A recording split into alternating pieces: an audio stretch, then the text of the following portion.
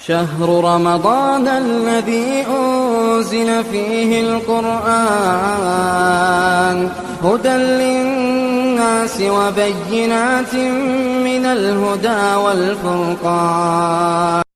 الحمد لله رب العالمين والصلاة والسلام على أشرف الأنبياء والمرسلين وعلى آله وأصحابه ومن تبعهم بإحسان إلى يوم الدين. أما بعد، اللہ سبحانہ وتعالیٰ سے ہم سب دعا کرتے ہیں کہ جتنے ہمارے ساتھ یہاں موجود ہیں، مرد و خواتین جتنے اس درس کو سن رہے ہیں، اللہ سب پر اپنی خصوصی رحمت فرمائے.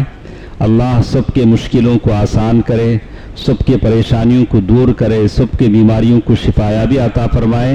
اے الہ العالمین، سب کی روزی روٹی میں برکت عنایت فرما، سب کو تیرے خزانوں سے عطا فرما. تو ہر چیز پر قادر ہے. ہم کو اس مبارک مہینے میں ہماری دعاؤں کو قبول فرما، آمین. محترم حضرات و خواتین، جیسے کل میں ہم نے سنا کہ اسلام مکے سے باہر نکلتا ہے. اب تک تو مکے کی باتیں آپ نے سنی، مکے میں دشمنوں نے کیسا اللہ کے نبی صلی اللہ علیہ وسلم کے ساتھ سلوک کیا. اللہ کے نبی صلی اللہ علیہ وسلم نے شوال کے مہینے میں نبوت ملنے کے 10 سال بعد، 10 سن ہجری، 10 سن نبوت میں، اللہ کے نبی صلی اللہ علیہ وسلم نے جون کے ابتدائی مہینے میں، جون کے ابتدائی مہینے میں اللہ کے نبی صلی اللہ علیہ وسلم طائف تشریف لے گئے.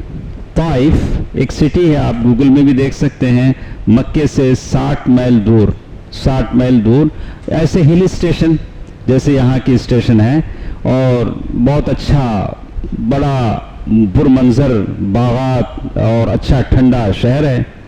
اللہ کے نبی صلی اللہ علیہ وسلم نے یہ سوچا کہ چلو مکے والے نہیں مانے، ٹھیک ہے، ہو سکتا ہے کون مان لیں گے، طائف والے مان لیں گے. یہ ایک امید تھی کہ وہاں جا کر ان کو سمجھائیں گے تو وہ لوگ مان لیں گے. تو اللہ کے نبی صلی اللہ علیہ وسلم نے یہ 60 میل پیدل سفر کیا. جاتے ہوئے بھی پیدل گئے، آتے ہوئے بھی پیدل گئے، مطلب کوئی سواری نہیں تھی، چل کر گئے، پاؤں پر گئے، اور پہاڑی مقام تھا. تو اللہ کے نبی صلی اللہ علیہ وسلم کی عادت مبارکہ تھی، جب بھی جاتے کسی کو ساتھ لے جاتے. تو آپ کے جو غلام تھے زید بن حارثہ رضی اللہ عنہ، وہ آپ کے ساتھ تھے. زید بن حارثہ یہ آپ کے ساتھ رہتے تھے، اور کبھی آپ نے ان کو منہ بولا بیٹا بنا لیا تھا. اور ان کی الگ کہانی ہے زید بن حارثہ کی، کہ کسی نے مکے میں لا کر ان کو بیچ دیا تھا. حکیم بن حزام کی طرف سے وہ بعد میں اللہ کے نبی سے ختیجہ رضی اللہ تعالیٰ عنہ کے پاس آئے، پھر وہاں سے ان کے پاس آئے. تو زید بن حارثہ بھی ساتھ تھے.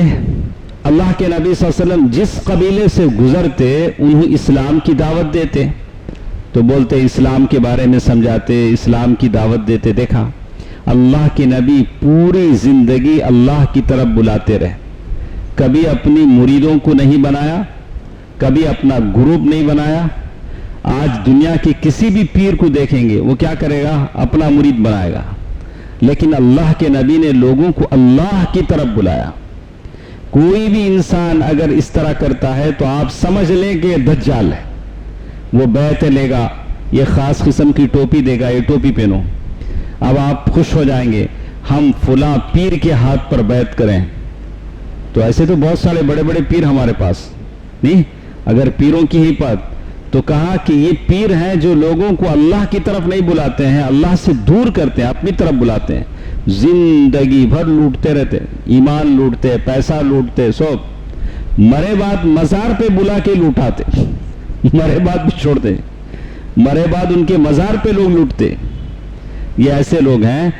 لیکن اللہ کے نبی صلی اللہ علیہ وسلم نے اللہ کی طرف بلایا، لیکن دعوت کسی نے قبول نہیں کی. اللہ تعالیٰ نے اِنَّكَ لَا تَهْدِي مَنْ أَحْبَبْتَ وَلَكِنَّ اللَّهَ يَهْدِي مَنْ يَشَاءُ. ہدایت دینے والا کون ہے؟ اللہ.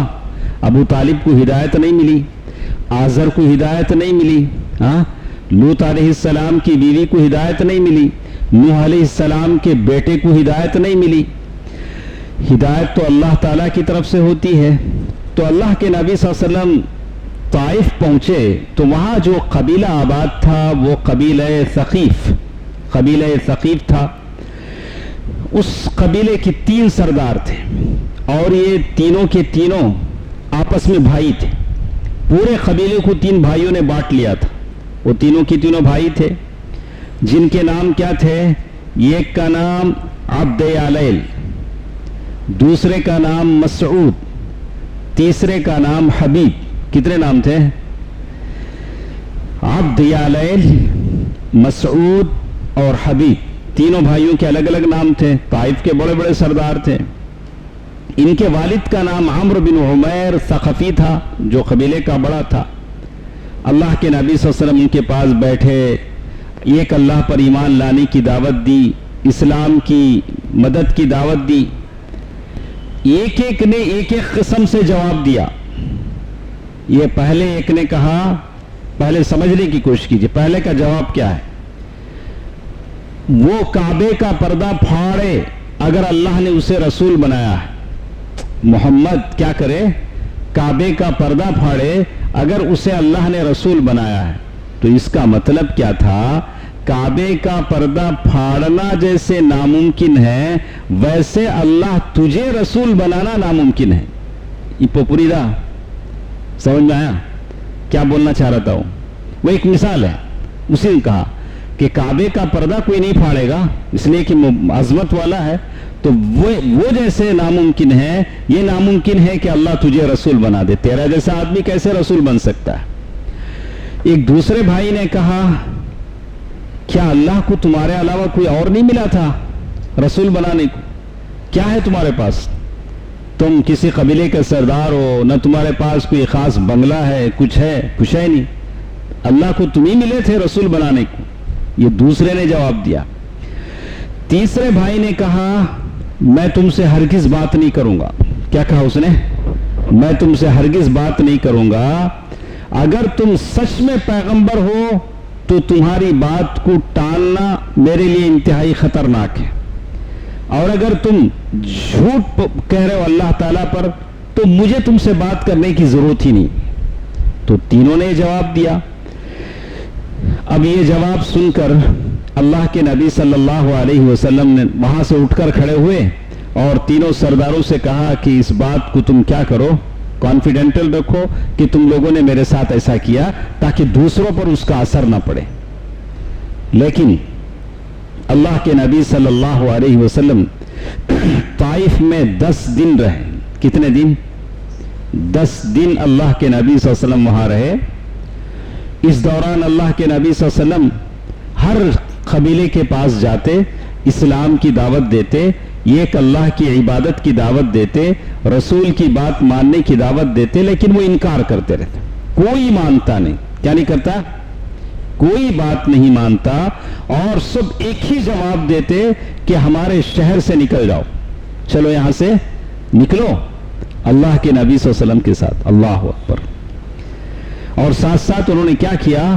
وہ جو طائف کے جو اوباش قسم کے گنڈے ہوتے ہیں، ہر جگہ ایسے ہوتے ہیں، اسے ہم لوگ کیا بولتے ہیں؟ ماس، وہ جو گینگ ہوتا نہیں، ویسے لوگوں کو انہوں نے کیا کیا؟ اللہ کے نبی صلی اللہ علیہ وسلم کے پیچھے لگا دیا. اب وہ لوگ اللہ کے نبی صلی اللہ علیہ وسلم کو گالیاں دیتے، تالیاں بجاتے، شور مچاتے، اللہ کے نبی صلی اللہ علیہ وسلم کے پیچھے لگے. اور دیکھتے ہی دیکھتے اتنی بھیڑ جمع ہو گئی کہ آپ صلی اللہ علیہ وسلم کے راستے کے دونوں طرف وہ لوگ کھڑے اور پھر گالیاں دینے لگے، بدزبانی کرنے لگے، پتھر مارنے لگے. اور اتنے پتھر جسم اطہر پر پڑے ہیں کہ ایڑیاں خون میں نہا گئیں. یہ کس کی ایڑیاں تھی؟ صلی اللہ علیہ وآلہ وسلم، جس کے پسینے سے بھی عطر کی خوشبو آتی تھی. صحابہ پسینہ جما کے رکھتے تھے صلی اللہ علیہ وسلم. جن کے انتقال کے بعد ابو بکر آئے، پیشانی پر بوسہ دیا، پیار کیا، کہا طبت حیا ومیتا. اللہ کے نبی صلی اللہ علیہ وسلم کی ذات ہے. اتنے پتھر پڑے کہ اللہ کے نبی صلی اللہ علیہ وسلم کہ دونوں جوتے خون میں تربتر ہو گئے. جو شو اللہ کے نبی نے پہنا تھا وہ شو خون سے بھر گیا. اللہ کے نبی کا ایج کتنا ہے؟ مطلب 40 سال میں نبوت ملی، 10 سال کے بعد یہ آئے ہیں 50 سال کے اوپر. تو کتنے اس عمر میں اگر زخم لگتے ہیں تو کتنے دن لگے ہوں گے اس زخم کو سوکھنے کے لیے، کتنا خون بہا ہوگا. اور اللہ کے نبی صلی اللہ علیہ وسلم کے بارے میں وہ کہتے ہیں زید بن حارثہ جو ساتھ تھے اللہ کے نبی صلی اللہ علیہ وسلم کو ڈھال بن کر بچا رہے تھے کہ پتھر نہ لگیں. اللہ کے نبی، ان کا حال اور برا تھا، سارے پتھر ان پر بھی پڑ رہے تھے، ادھر بھی پڑ رہے تھے.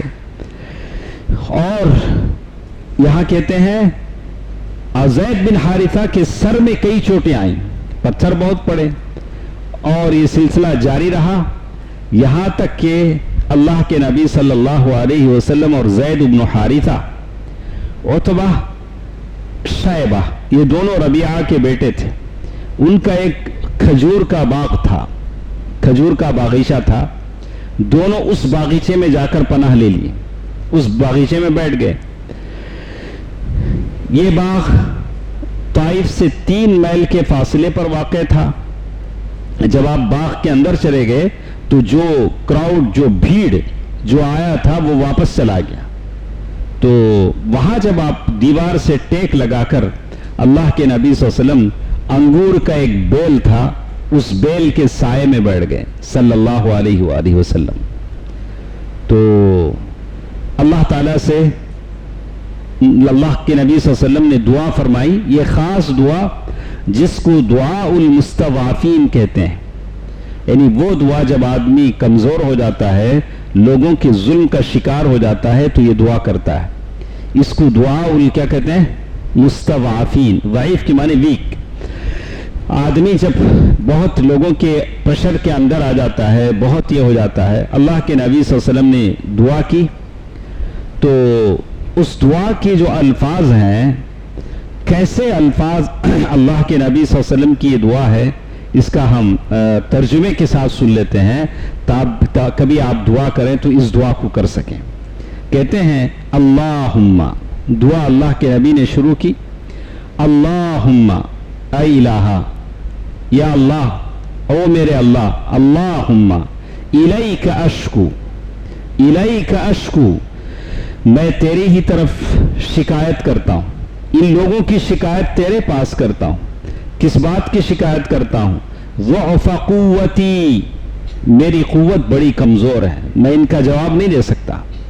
وقلت حیلتی، اپنی کمزوری اور بے بسی کی. قلت حیلتی، بے بس، میری کمزوری اور بے بسی. وہوانی علی الناس، اور لوگوں کے نزدیک اپنی بے قدری کی شکوہ کرتا ہوں. لوگ میرا قدر نہیں جانتے ہیں، لوگوں کو میری قدر نہیں معلوم ہے.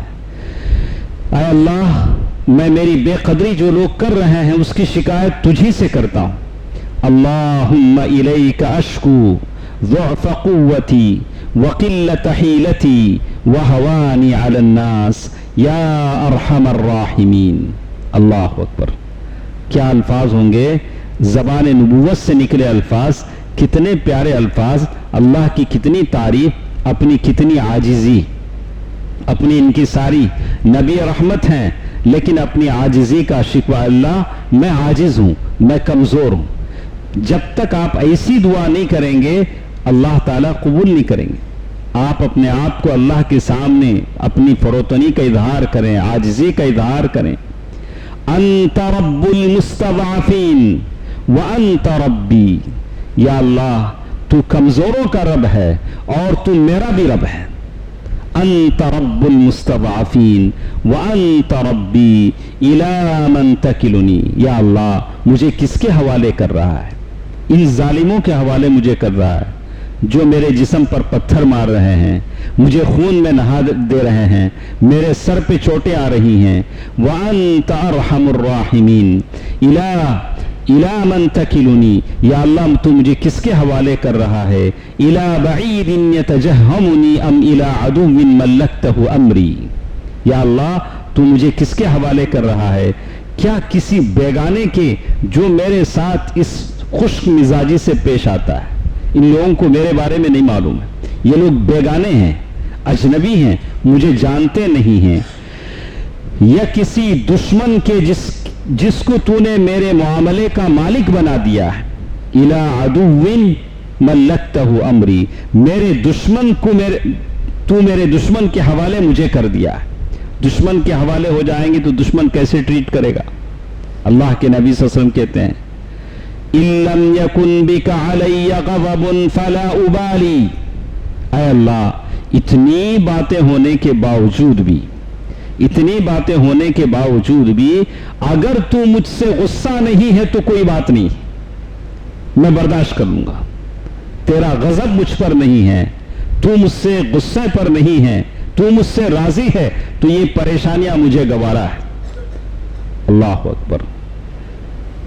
کہتے ہیں إِن لَمْ يَكُنْ بِكَ عَلَيَّ غَضَبٌ فَلَا أُبَالِي وَلَكِنْ عَافِيَتُكَ هِيَ أَوْسَعُ لِي، اللہ کے نبی صلی اللہ علیہ وسلم کہتے ہیں لیکن تیری عافیت میرے لیے زیادہ کشادہ ہے۔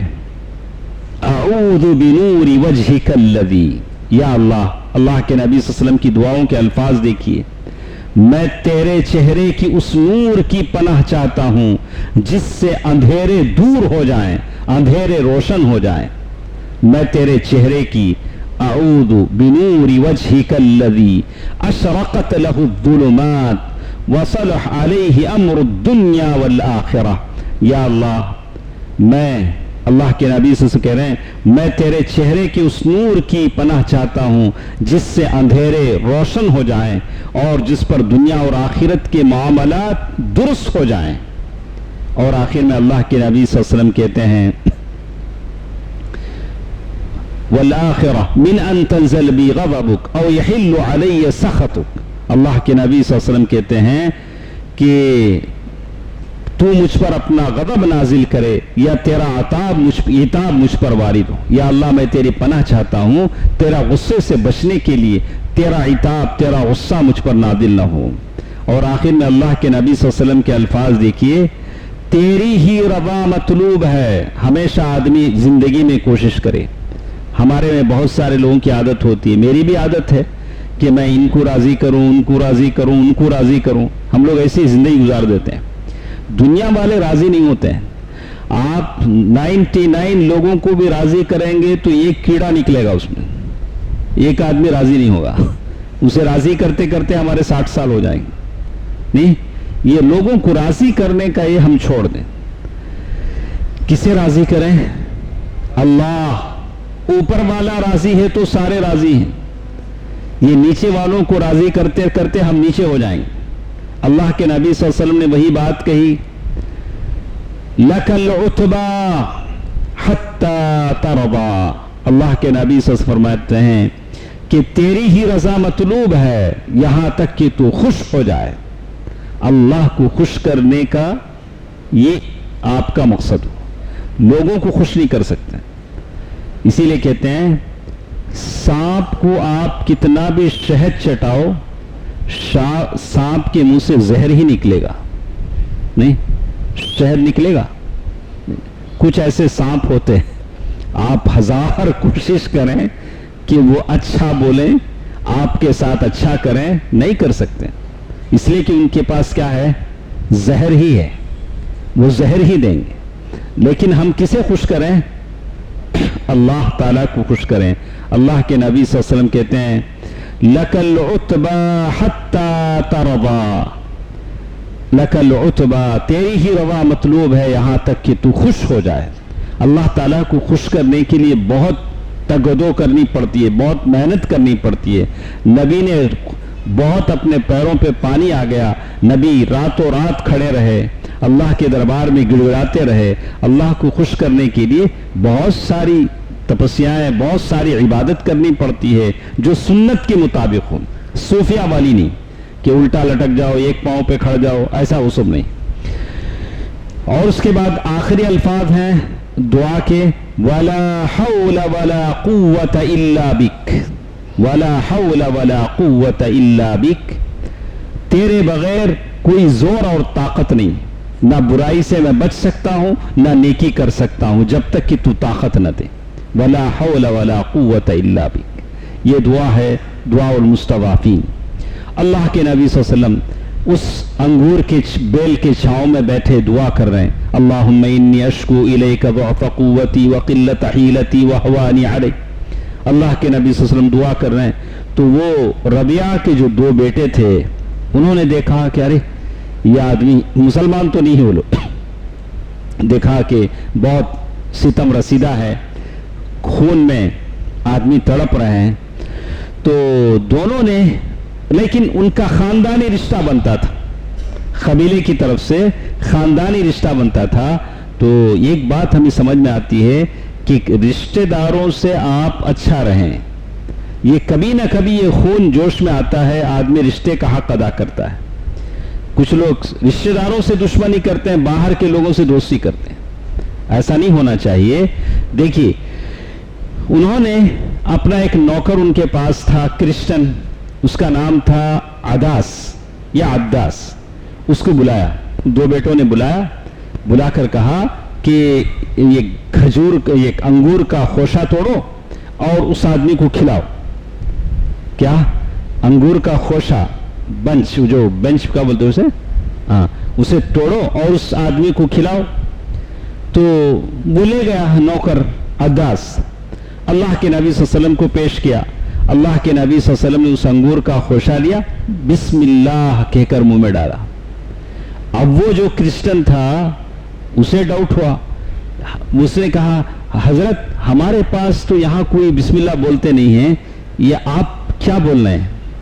تو اللہ کے نبی صلی اللہ علیہ وسلم نے اس سے پوچھا, جب عداس نے کہا کہ اس علاقے کے لوگ تو بسم اللہ نہیں بولتے ہیں, بسم اللہ, تو اللہ کے نبی صلی اللہ علیہ وسلم نے عداس سے پوچھا کہ تم کہاں کے رہنے والے ہو, تم کہاں سے آئے ہو, کہاں کے رہنے والے ہو, اور تمہارا دین کیا ہے؟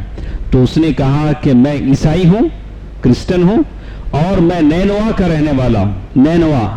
نینوا یونس علیہ السلام کی بستی تھی, یونس علیہ السلام کی بستی تھی. رسول اللہ صلی اللہ علیہ وسلم نے اس آدمی, اچھا تم مرد صالح, یونس علیہ السلام, یونس بن متہ کیا بستی کے لوگ. اسے بڑا تعجب ہوا, ارے یہ ہمارے بستی کے بارے میں, یونس کے بارے میں یہ کیسے جانتا ہے, یونس علیہ السلام کے بارے میں یہ آدمی کیسے جانتے ہیں؟ تو اللہ بتاتا تھا نبی صلی اللہ علیہ وسلم کو. تو فوراً وہ بڑا تعجب کیا وہ آدمی, اس نے کہا کہ آپ یونس بن متہ کو کیسے جانتے ہیں؟ اللہ کے نبی صلی اللہ علیہ وسلم سے اس نے پوچھا, عداس نے, آپ یونس بن متہ کو کیسے جانتے ہیں؟ رسول اللہ صلی اللہ علیہ وسلم نے فرمایا, وہ میرے بھائی تھے, وہ بھی نبی تھے, میں بھی نبی ہوں. سارے انبیاء آپس میں بھائی ہیں, نسبتی برادر ہیں. تو اللہ کے نہیں, اب یہ جیسے اس نے سنا وہ اللہ کے نبی پر جھک گیا, جیسے اس وقت جھکنے کا انداز تھا, اور آپ کے سر اور ہاتھ پاؤں پر اس نے بوسہ دیا عداس نے. اب یہ جو دور بیٹھے ہوئے تھے وہ دونوں, جس نے خوشہ دینے کو کہا تھا, ربیعہ اور ربیعہ کے دو بیٹے, تو اس نے کہا اب لو, اس نے ہمارے آدمی کو بھی بگاڑ دیا. وہ جو دور بیٹھے تھے انہوں نے کیا کہا, ہم نے انگور کا خوشہ دیا, اس نے ہمارے نوکر ہوئی کیوں کیا کر دیا, بگاڑ دیا. تو اس کے بعد جب عداس واپس گیا تو دونوں نے پوچھا کہ بھئی کیا معاملہ تھا؟ تو بات اس نے بتائی, بولا کہ یہ باتیں نبی کے علاوہ کوئی نہیں جانتا. تو ان لوگوں نے عداس سے کہا کہ بھئی دیکھ کہیں تیرا دین ختم نہ ہو جائے, اس آدمی کے باتوں میں نہیں آنا. اللہ کے نبی صلی اللہ علیہ وسلم باغ سے نکلے, کچھ دیر کے بعد مکے کی طرف جا رہے ہیں, لیکن غم علم کی شدت سے طبیعت نڈھال ہے, جسم پر زخم ہے, دل پر بھی غم ہے کہ طائف والے اسلام نہیں لائے, طائف والوں نے آپ کی دعوت کو نہیں مانا, اور اسی فکر میں دل پاش پاش ہے. اللہ کے نبی صلی اللہ علیہ وسلم سر جھکائے آگے بڑھ رہے ہیں. قرن منازل کے مقام پر جب پہنچے, اللہ کے نبی صلی اللہ علیہ وسلم سے, اللہ کے نبی صلی اللہ علیہ وسلم جب قرن منازل پر جب پہنچے تو اللہ کی طرف سے جبریل امین تشریف لائے. جبریل امین نے کہا, اور ساتھ پہاڑوں کا فرشتہ بھی تھا جبریل امین کے ساتھ, آپ صلی اللہ علیہ وسلم سے گزارش کرنے آیا تھا کہ آپ اگر حکم دیں تو وہ مکے والوں کو دو پہاڑوں کے درمیان میں پیس ڈالے، ساتھ طائف والے بھی آ جائیں گے۔ کہا کہ ان ساروں کو کیا کرے، دو پہاڑوں کے درمیان میں پیس ڈالے اگر اللہ کے نبی کہہ دیں۔ ام المؤمنین عائشہ رضی اللہ تعالی عنہ نے اس پورے واقعے کی تفصیل صحیح بخاری میں بیان کی ہے کہ اللہ کے نبی صلی اللہ علیہ وسلم سے پوچھا گیا، اللہ کے نبی آپ کے پورے لائف میں کون سا دن، احد کا جو دن تھا وہ تو بڑا سخت تھا، احد کے دن سے بھی زیادہ سخت دن کون سا تھا؟ تو آپ نے فرمایا تمہاری قوم سے یعنی مکے کے لوگوں سے جن جن مصائب کا سامنا کرنا پڑا، سب سے سنگین مصیبت وہ تھی جس سے میں طائف میں دو چار ہوا۔ طائف میں جو چیزیں میں نے فیس کی وہ سب سے زیادہ تھی۔ جب میں نے عبد یالیل یا عبد کلال کے صاحبزادے پر پیش کیا اور میں غم و علم سے نڈھال جا رہا تھا اور مجھے قرن ثعالب پر پہنچ کر مجھے افاقہ ہوا، اللہ کے نبی صلی اللہ علیہ وسلم کو وہاں پہنچ کر ہوش آیا، خون زیادہ بہہ گیا تھا، سر اٹھا کر دیکھا تو بادل کا ایک ٹکڑا اللہ کے نبی پر سایہ کر رہا تھا۔ میں نے بغور دیکھا تو جبریل امین کو میں دیکھتا ہوں، انہوں نے پکار کا کہا اللہ کے نبی آپ صلی اللہ علیہ وسلم کی قوم نے آپ سے جو بات کہی اللہ نے سن لیا ہے، اور اللہ نے فرشتوں آپ کے پاس پہاڑوں کے فرشتے کو بھیجا ہے، آپ اسے حکم دیں۔ اور پھر فرشتے نے اللہ کے نبی صلی اللہ علیہ وسلم کو سلام کیا، اللہ کے نبی نے سلام کا جواب دیا۔ تو کہتے ہیں اگر آپ حکم دیں تو ہم مکے والوں کو دو پہاڑوں کے درمیان میں کچل دیں۔ اللہ کے نبی صلی اللہ علیہ وسلم نے فرمایا امتی، یہ لوگ کیا ہیں؟ میرے امت ہیں۔ جن لوگوں نے پتھر مارے، جوتوں کو خون سے بھر دیا، نبی صلی اللہ علیہ وسلم نے اس کے بعد بھی کیا کہا؟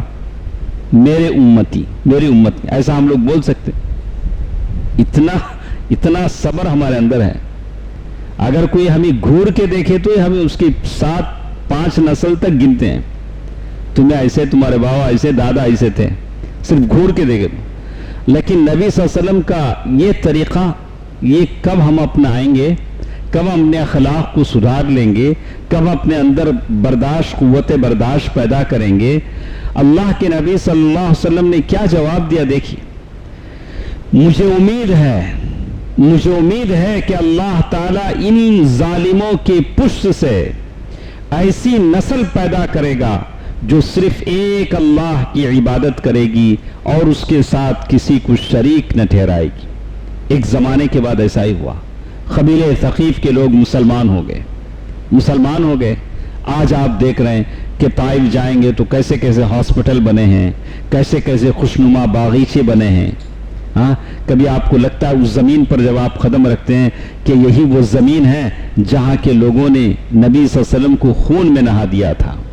تو کہتے ہیں رسول اللہ صلی اللہ علیہ وسلم، اللہ تعالیٰ کے پاس یہ غیبی مدد آئی تھی اللہ تبارک و تعالیٰ کے پاس سے، اور غم و علم کے بادل چھڑ گئے تھے۔ اللہ کے نبی صلی اللہ علیہ وسلم مکے کی طرف بڑھ رہے تھے۔ اب طائف والے تو ایمان نہیں لائے، دوبارہ مکے کی طرف آ رہے ہیں۔ وادی نخلا میں اللہ کے نبی صلی اللہ علیہ وسلم آئے۔ ایک جگہ کا نام ہے وادی نخلا۔ یہاں دو جگہ قیام کے لائق ہیں، ایک السیل الکبیر اور دوسرے زیمہ۔ یہ دونوں جگہ پانی ملتا تھا، اللہ کے نبی چل کے آتے ہیں تو وہاں اللہ کے نبی صلی اللہ علیہ وسلم نے قیام کیا۔ اور وادی نخلا جو جگہ ہے وہاں اللہ کے نبی صلی اللہ علیہ وسلم کا قیام چند دن رہا، چند دن اللہ کے نبی صلی اللہ علیہ وسلم وہاں رہے۔ طائف میں کتنے دن رہے؟ 10 دن۔ ابھی چل کے آ رہے ہیں 60 میل، آتے آتے اس جگہ میں رکے جہاں کہتے ہیں وادی نخلا میں۔ تو اللہ تعالیٰ نے جنوں کی ایک جماعت کو وہاں بھیجا، بولا کہ لوگ آپ کو پتھر ماریں ٹھیک ہے، لوگ آپ کو ستائیں ٹھیک ہے، ہم اپنی مخلوق جنوں کو بھیجتے ہیں۔ سورۃ الجن پوری کی پوری نازل ہوئی۔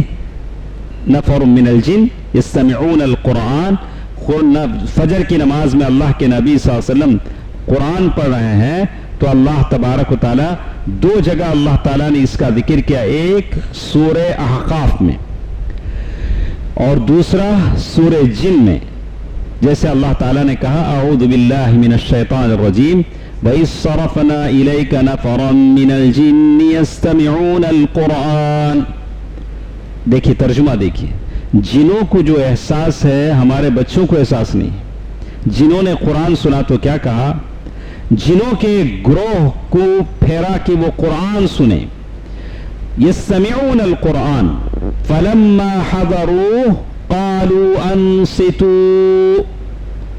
جب وہ قرآن سننے کے لیے آئے تو انہوں نے آپس میں کہا کہ خاموش، قرآن پڑھتے ہیں، خاموش سنو. ہمارے لوگ خاموش رہو وہ سنتے نہیں. ایسا جو لوگ تراویح پڑھاتے ہیں بہت ان کو بہت یہ ذہنی ٹینشن رہتا ہے ایک تراویح کا حساب رکھنا، کہاں رکوع کرنا، اس لیے کہ پورا ایک پارہ ان کو 8 رکعت میں ختم کرنا ہے. ایک آیت بھی ادھر سے ادھر ہو گئی ان کا وہ ختم ہو جاتا. الٹا پورے قرآن اس کے بعد کون سی آیت ہے، کتنے آیتوں کے بعد رکوع کرنا ہے، یہ سارا بڑا ان کو یہ ٹینشن رہتا. اور پیچھے سے اس طرح کی باتیں ہوتے ہیں تو آدمی پریشان ہو جاتا. تو یہی بات قرآن نے کہا انصتو، خاموش رہو، قرآن پڑھا جا رہا ہے. فَلَمَّا قُضِيَ وَلَّوْا إِلَىٰ قَوْمِهِمْ مُنذِرِينَ.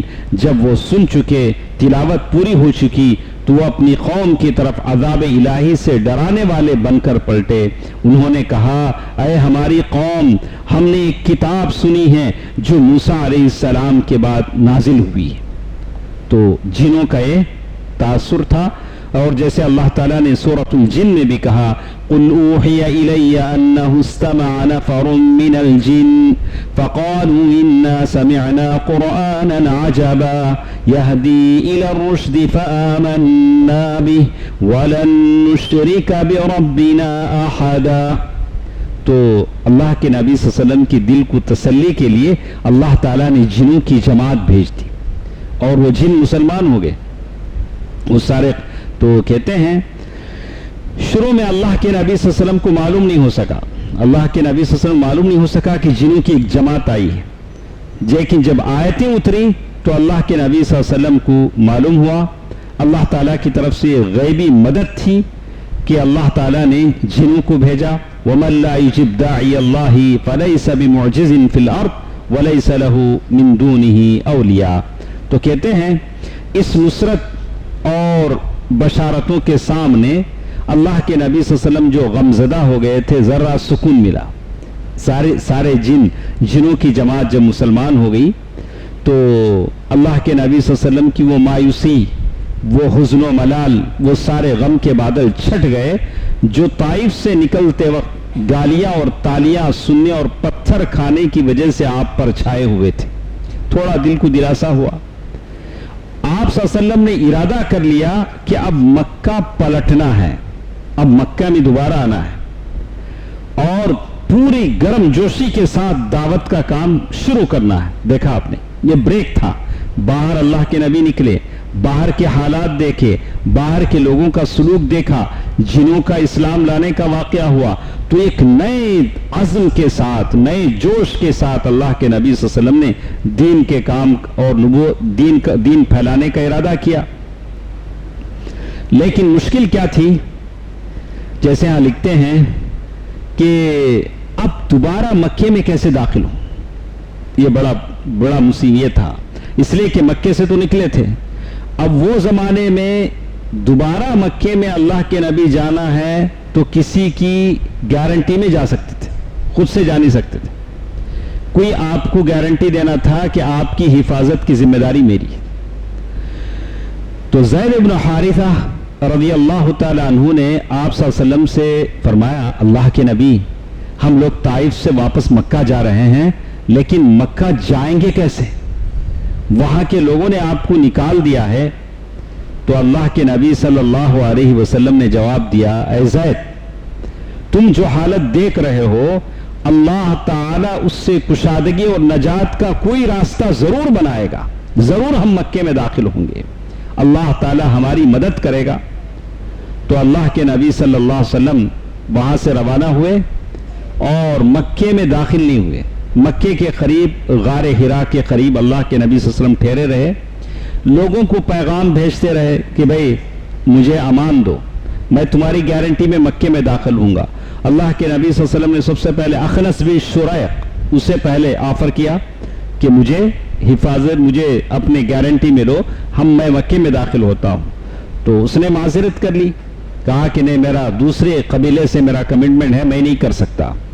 तो अल्लाह के नबी सल्लल्लाहु अलैहि वसल्लम ने सुहैल बिन अम्र के पास देखा, आपने अल्लाह के नबी को अल्लाह के शहर में दाखिल होने के लिए लोगों से ये करना पड़ रहा है कि मुझे आप अपने अमान में अंदर दाखिल करें। क्या हालत रहेंगे, कैसे हालात उसके होंगे। सुहैल बिन अम्र उसने भी ये कर दिया। उसके बाद अल्लाह के नबी सल्लल्लाहु अलैहि वसल्लम ने मुतइम बिन आदी के पास पैगाम भेजा, मुतइम बिन आदी के पास भेजा कि मैं तुम्हारी अमान में मक्के में दाखिल होना चाहता हूँ। तो बाद में बात लंबी है, कैसे उसके साथ अल्लाह के नबी सल्लल्लाहु अलैहि वसल्लम मक्के में दाखिल हुए, इंशाअल्लाह कल के दर्स में हम उसे मुकम्मल करते हैं। अल्लाह ताला से दुआ करते हैं, अल्लाह ताला लाखों अनगिनत दरूद व सलाम हो मेरे और आपके प्यारे नबी मोहम्मद मुस्तफ़ा सल्लल्लाहु अलैहि वसल्लम पर। अल्लाह मोहम्मद मुस्तफ़ा सल्लल्लाहु अलैहि वसल्लम की शफ़ात कुबरा हम सब को नसीब फरमाए। अल्लाह हौज़ कौसर का पानी हम सब को नसीब फरमाए। अल्लाह की रहमतें और बरकतें हों प्यारे नबी मोहम्मद मुस्तफ़ा सल्लल्लाहु अलैहि वसल्लम पर। आमीन बिरहमतिक या अरहमर राहिमीन वल्हम्दुलिल्लाहि रब्बिल आलमीन। वस्सलामु अलैकुम व रहमतुल्लाहि व बरकातुहू।